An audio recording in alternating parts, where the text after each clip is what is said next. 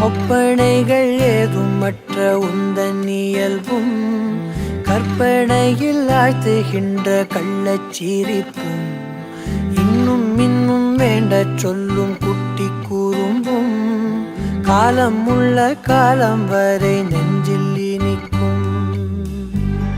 பேசாத பாஷையா தீண்டலாகுதே